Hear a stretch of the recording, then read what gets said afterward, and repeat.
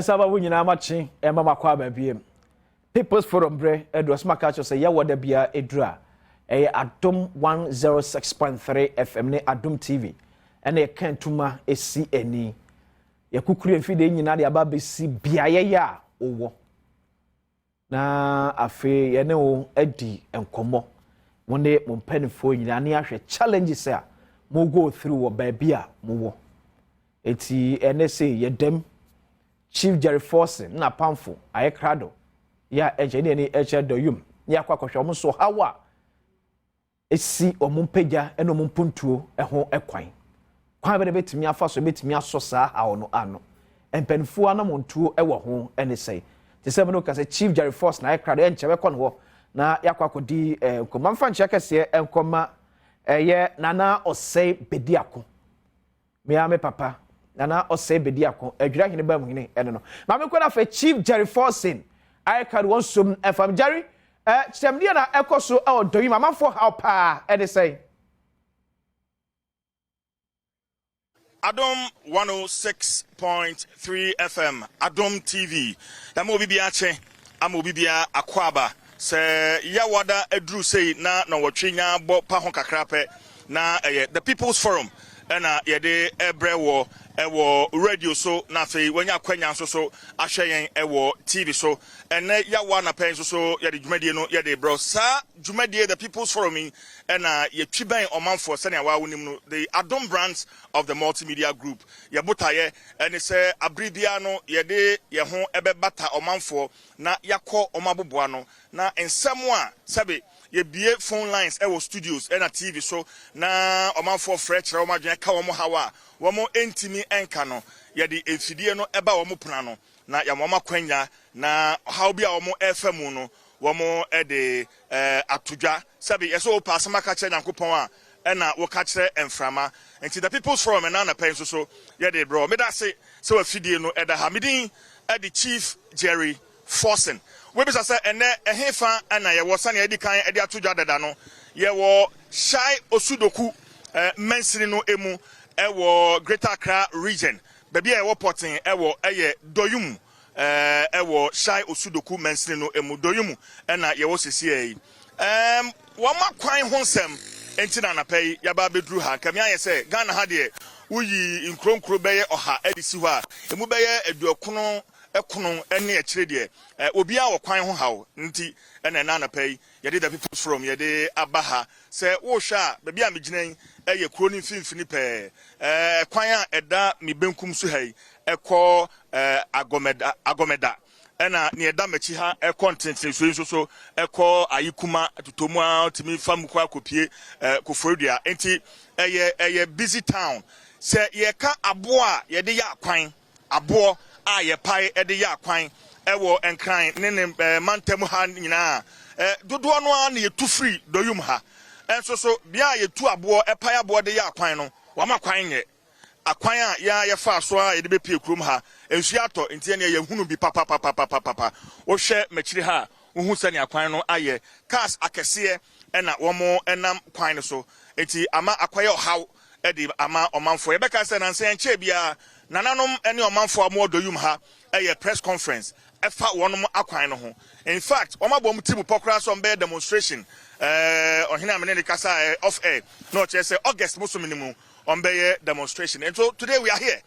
ye beti omanfo no womo ehaw midin the Chief Jerry Forson yen se brekra enti ye bekọ na fe ye ne omanfo no ahye enkomotwetwe no ase ye wi a na se ye de akọwie ba bia nananom atena se no na ye de dwumadie no e de asomo sa kwan no so enti mamenkọ na yen hye enkomo no ase efiri a motorbike ade amemani je ho pa enti me hye ase afi ne a oti motorbike eso opani Adom FM so ni Adom TV ye Forson ye from Steven Akumia Steven do you hear now fi me pa cho okay akwan nti ne nam okada adwuma ya na wo ye pa cho atisen how ben na mo fam wa in fact ye motos no esai mayen na the kwan no so nje amo paibo e wo ye nkru han adi ko ye krofufo so amo kwan ba hwe be ye kwan ye wo so enti bi ya trouble letter their command DC, you know. On person obey effort be amaye. And all these are borders we be good also. Tenumpo yeah demonstration. That was last month no more. And all the borders we be good also. Until yeah bre yeah person government no so like on be sure because on your vote wa someone ben ye kwan na my no road yen vote enu dey me say o ma ye kwan na mo nto aba yen to aba enu dey but maybe say mo ankasa as o manfo no den na maye e de afa kwan no ho mo ankasa oh yen dey the metima kai say me bra baako me anko bi fi mu anko pese obey road no ansana am be yi me anko no okoye no amusi amuma no kwan ma ono abeye pekwan we amaye gise to the or the scan brewom ono so say so the scan kwa amu bedi enti on fa nko temu na ye won me da say opening so be me na me no nkasa wa ha ya ye fro say FM Samson Biante. Samson Yeah. Onso so can be a kwan no how be na de mamo a mo doyum Kwan no de how bebre abreyen and aguso de how so ebreyen. In a sense, we share from Doyum Junction. Betwem efa Doyum kode abeko ayikuma. Enye kwan bia ewa.